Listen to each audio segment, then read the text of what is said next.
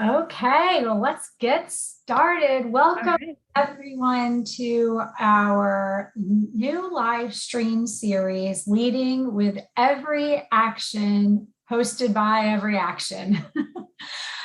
We are interviewing industry experts to discuss important topics facing nonprofit leaders right now. Our first series is focused on equitable and inclusive leadership. This is a three-part series, and we kicked it off last week. If you missed last week's interview, Integrating Equity into Your Organization, check it out on YouTube to view it, and we'll post the links in the chat. But today we're going to be concentrating on how to create a more inclusive organization for your supporters by asking our expert that we have on today, Santana, how can accessibility design benefit nonprofits?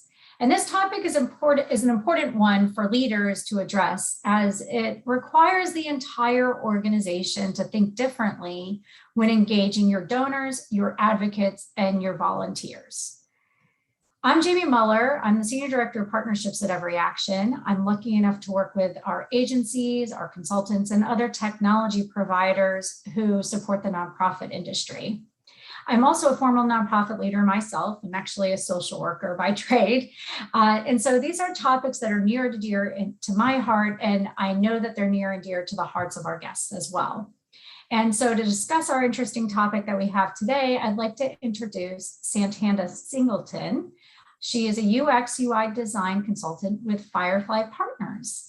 She's a human-centered design leader with over 15 years of creating visual branding, digital marketing, and ecosystems experience. And I can't wait to hear from you, Santana, about this really important topic today. I've heard it called, so in the title, we call it accessible design, but I've also heard something called human-centered design. So I wanted to start by asking, what is human-centered design? Is that the same as accessibility design? And how do you relate this all to the work of bringing accessibility into organizations? Yeah, and that's a great place to start. So human-centered design, it's about cultivating a deep empathy with the people you're designing for. So for nonprofits, that means the people who are benefiting from services, your donors, your volunteers. And all of these people are your users. So they are the users of your digital products and your website. And you probably have maybe noticed that there's a lot of things like user first and human centered and mobile first.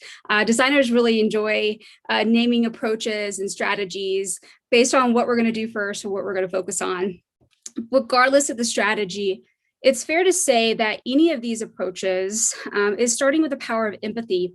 And the power of empathy is leveraged in something called the design thinking process. Design thinking process is a staged process that always starts with empathizing with your users. So you might have noticed that at times when you're starting a project, there's a discovery phase, regardless of what that project is. That's a moment when in the design thinking process that we call empathize. So with empathizing, that means really understanding the user's needs and also understanding their emotional journey while experiencing your tools. Design thinking itself, it's something that you can leverage if you are designing a new digital tool. It's also something that you can leverage if you are trying to establish a work from home policy. So this has really pushed the design industry. Forbes actually recently called the design industry $162 billion industry itself. And a big piece of that growth is coming from the tech world and how they've leveraged design thinking to empathize and really own what we call today as user-centered design or human-centered design.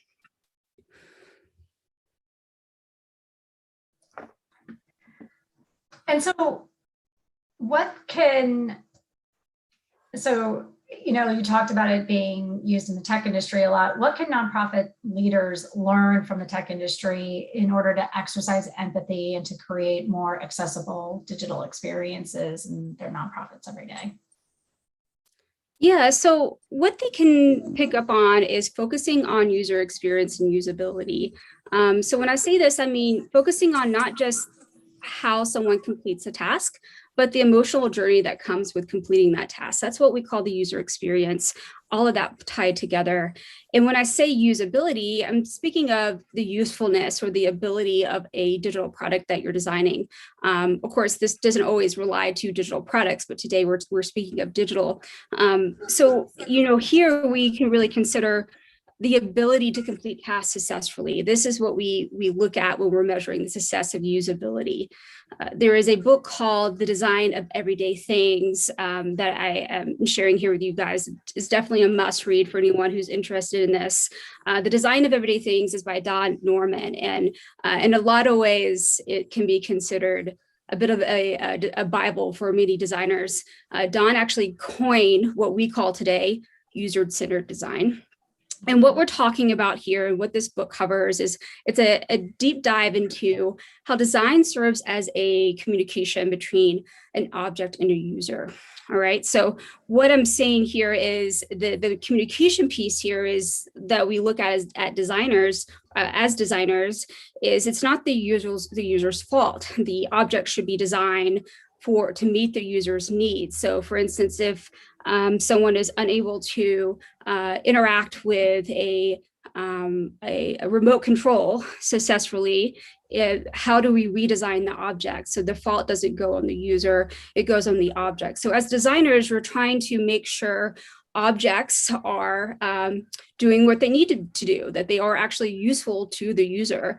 So this book, Design of Everyday Things, is definitely a must read for anyone who's interested in taking a deep dive into that.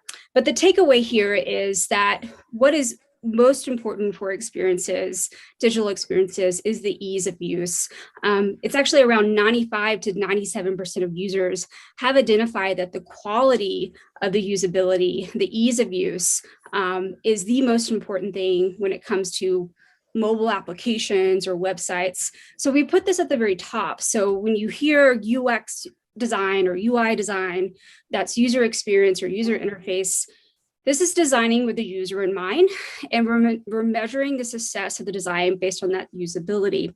So nonprofits can really pick up on this in the same way that the tech industry did by investing in usability. And therefore, when you do that, you're creating a space to assure that you're creating more accessible experiences for more users. And this is incredibly important and why we're bringing this topic to the executives and the C-suite of nonprofits, because it can't just be, the person that's building your website thinking about this. This is something that you commonly have to give people in your organization room to think about and to test out and to get feedback on. And in addition to it, it's something that leaders have to prioritize, I would imagine, in order for it to really take hold and for it to become part of the practice as you're building out a donation form or building a microsite for your website, or how are your emails even designed, or how do you put on webinars, and then, we're not even talking about offline information right now. But, I always think about how,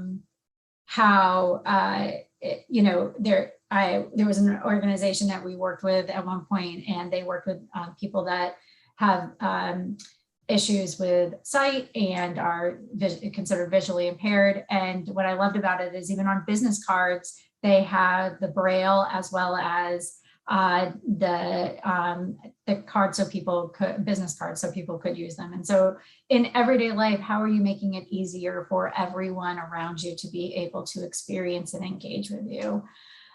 So along those lines, Santana, what are some of those guiding principles that need to be leveraged to design, accessible experiences like business cards, but on the digital side? Yeah. No, yeah, and I love the example of the business card there, this idea of an equal experience that we're all able to share a quality of an experience with the same outcome and receive the same solution. And there is actually a set of principles. If you were to Google today, accessible design principles of how to create this equal experience among usability for our users, you're probably going to get a set, you can see a few different versions. And those versions, most of them are going to be stemmed from what we call universal design. So universal design was actually coined by Ron Mack in the 1970s.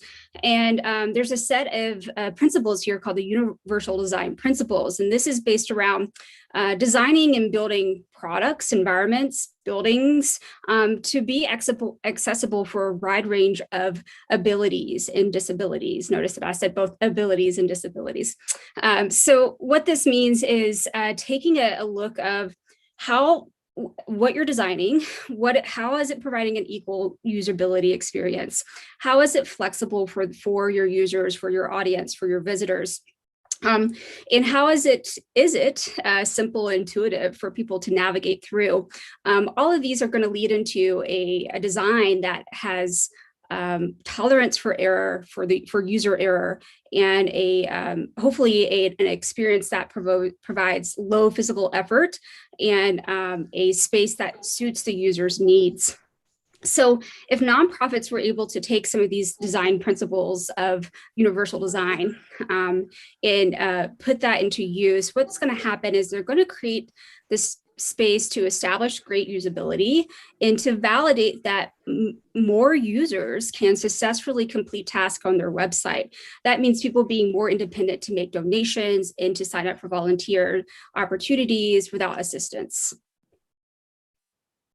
These are really important things these principles are ones that I feel like we all need to be adopting on a regular basis. Yeah. And I think we're going to talk a little bit more about some of the value that it brings us as organizations in general, but these are important things for leaders to be asking their staff as they're looking at developing ways of engaging their supporter base. And I like those principles a lot, and I'm sure we can share them as well as I echo Santana, picking up these two books would be equally important. But yeah, no, I think those principles really speak to some things that every nonprofit should be thinking about as they're planning engagement experiences. So to that point, Santana, I mean, we know that accessibility is important. I think everyone would head nod. Yes, we should make everything accessible to everyone because we want to include everyone, but it's easier said than done, right? And then when rubber hits the road, there are some things that people think about being more intentional with accessibility that actually can sometimes create some friction in executing on that good intention. Mm-hmm. So what are some of those things that people think about, and what are some of the, I guess you would say, what are they myths? Are they facts? What's the deal with it's ugly, return on investment, all those good things that come up? For sure. So starting with it's ugly. Accessibility design is ugly. Accessibility design does not mean that you're reinventing your visual identity. You're not having to alter your brand identity. It's not about the aesthetics. It's about the usability. It's about how people are able to access information in an equal experience. So accessibility design actually just kind of sets up some guardrails for us to work in. In our websites, think of just websites alone, that's not art, it's a tool for your users. So the aesthetic approach of less is more is the way to go. And the big takeaway here of, what is ugly is a bad experience. So ugly experiences versus ugly aesthetics is the conversation that everyone should be having. We look at this and we actually identified across, and I say we, I mean many different researches and user research and marketing research has defined around 65 to 72% of users will tell others, 6 or more people, about a good experience. So that's what we're focused on here. Good web design that stays focused on the user to secure that they're able to complete tasks in a very delightful way. That's what looks good. So ugly is the bad experiences. Yeah. I was just thinking about this as you were saying this and about the importance of, having a good user experience. We can all relate to this in the time of COVID where we couldn't go out of our houses. And there are some people that do have that inaccessibility of, physically going to a restaurant and sitting in a restaurant or something like that.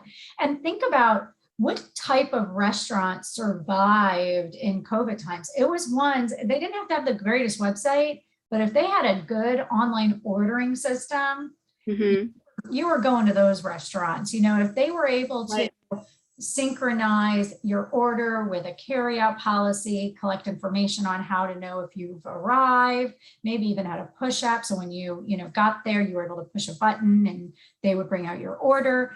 Like all of these things are human-centered design thinking around our experiences and accessibility. And think about how that related to how we all, who we navigated to, who we were attracted to, engaging with as even small businesses as we kind of went throughout that process. So, we can all empathize to some degree with this if we kind of think about a little outside the box.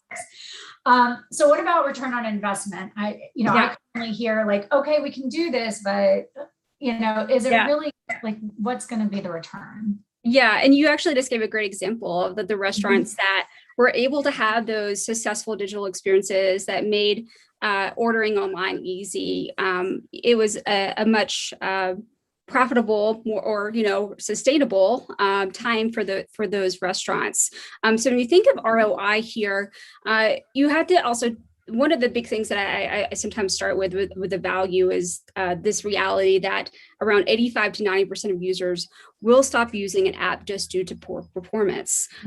So that's a lot. So, when you look at this in terms of accessibility design, if you're putting the effort in to make an accessible design, you're therefore giving more people this independence to complete tasks effectively, and therefore increasing their involvement with your mission and your number of donations. So you can think of this as someone making an online donation that is just 3 clicks versus filling out 7 forms, right? So the simplicity here comes to play, and therefore you're going to get more involvement with volunteers and donors and people benefiting from your services here. And with that being said, PwC actually had discovered around 32% of customers will leave a brand they love just based off of one bad experience. So if we're not creating an accessible experience for anyone to be able to go and have the proper legibility to complete those tasks,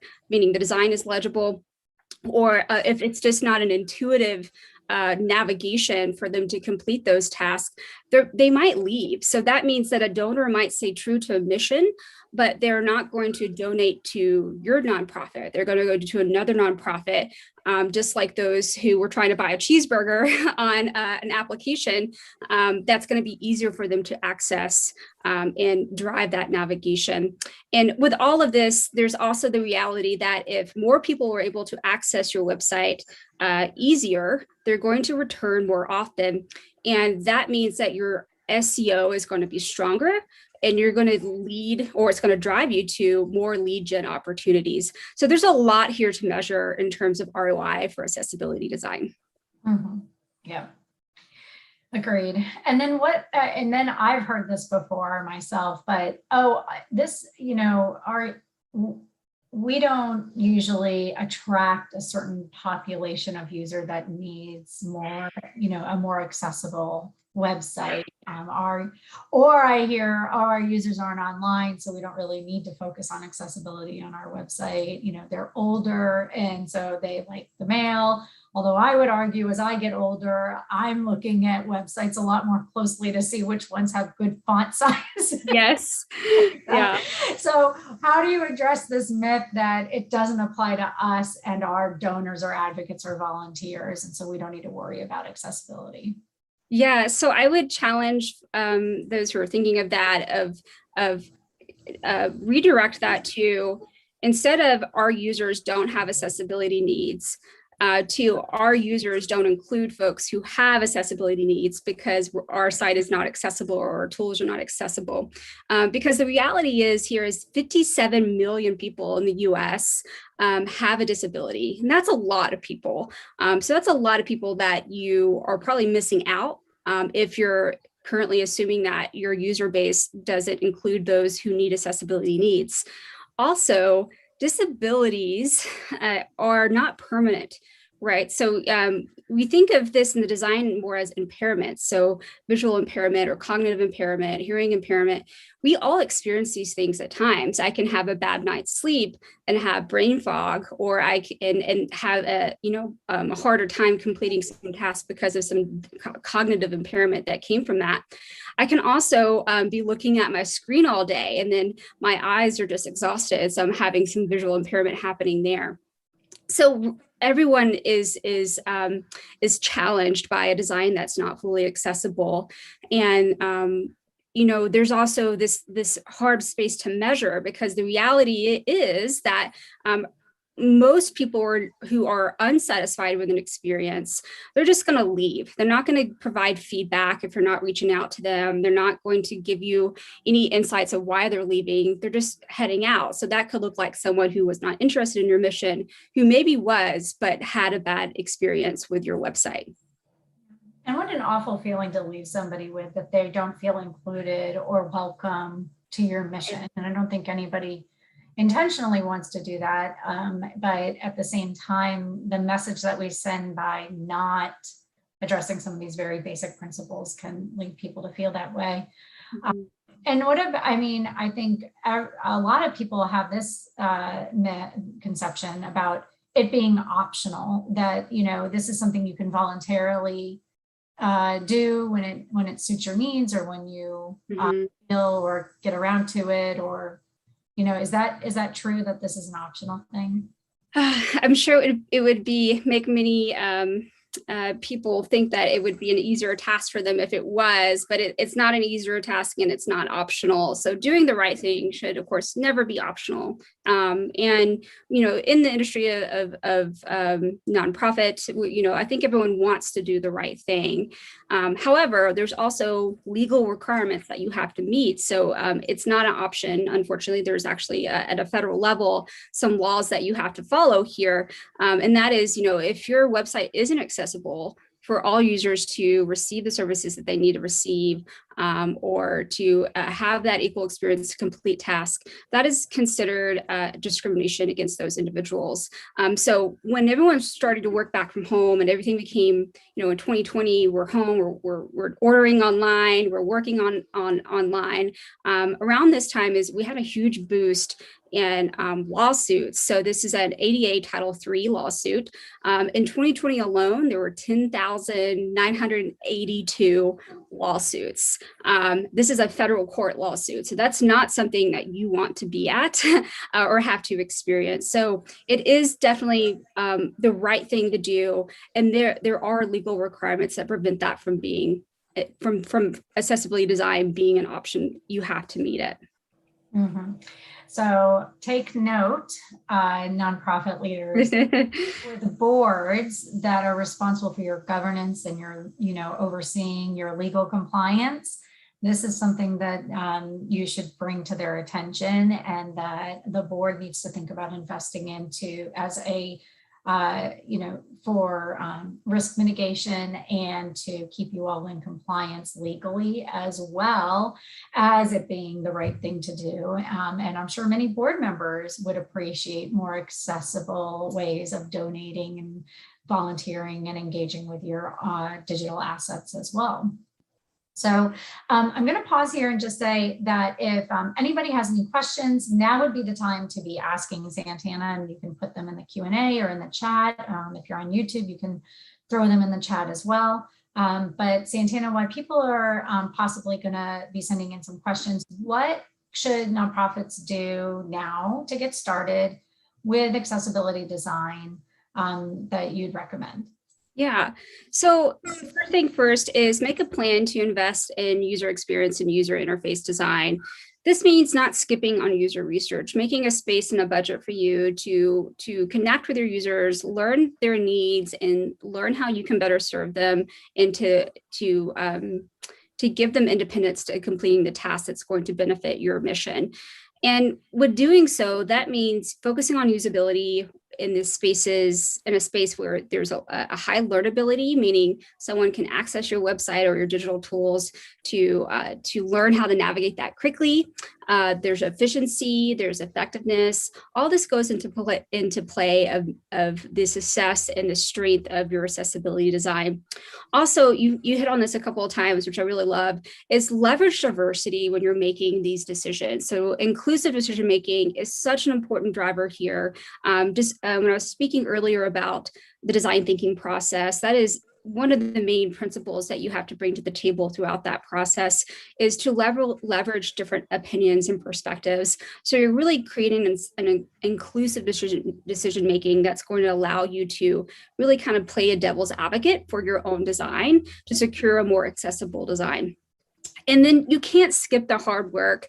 And I can't really say this any stronger, but you can't just slap a plugin or widget onto your website and say that it's accessible. You have to put the hard work in. So, definitely, if you're looking into those things, do your research. You're going to see that that's not going to prevent you from a lawsuit. But, it maybe could become a tool for you. And there's a bunch of free tools that you can use on the web to kind of get started to just assess where you're at. So running some performance tests and so forth is very helpful. But one of the biggest things that, or one of the easiest things that you can do today is Firefly Partners is actually providing some free accessibility snapshots. So if you register with them today, you can get that snapshot. It's going to assess where your website is and kind of, be that kicking off start for you of where to begin with the challenge of accessibility design. That's great. And thank you to Firefly Partners for offering that. That's wonderful.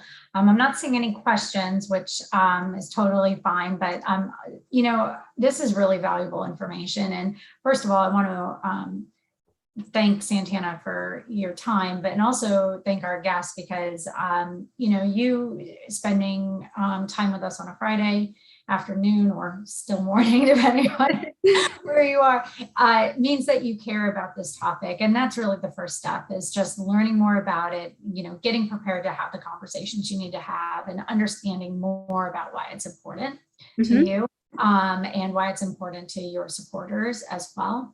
Santana, any other advice on how people can connect with you moving forward? You mentioned the audit, and I know we're going to put that in our chats and in the descriptions as well, but anything else that you want to share with the audience? Yeah, I mean, I would just say, if this is something that you're interested in, like definitely connect with Firefly Partners. Even if you're at a state where you are wanting to, you have an idea of your needs, you just don't know how to start putting it in place. They are going to be a go-to a partner for you. So they're a digital marketing company, and they will lead those efforts and really guide you into the right direction. So yeah, there's a lot here to take in. There's a lot of challenges to get through to make a strong, accessible design, but it doesn't have to be hard. When you have the right experts at the table and you have a diverse group of mindsets at the table to make decisions, you're going to go in the right way. You're going to go on the right path. Yeah. Santana, thank you for sharing your today. Thank you all for joining this live stream. I hope that we were able to get you all to start evaluating your organizations and the journey to becoming a more equitable and inclusive organization through this discussion. There's going to be links in the description if you're joining us on YouTube Live, and also on our registration page to Firefly. There will be more information coming. Also, again, this is a part of our Equitable and Inclusive Leadership Series. We would love to have you all back here next week as we discuss leading the way equitably and inclusively with Manal Biopa of Brevity and Wit. We're very excited to have her. She is an author of a book called Equity, and we're going to actually be raffling off a few copies of her book. So please feel free to join us either live or through the Zoom link that we provided. And we look forward to seeing you back here again next week. Santana, again, thank you so much. And everyone have a wonderful Friday afternoon.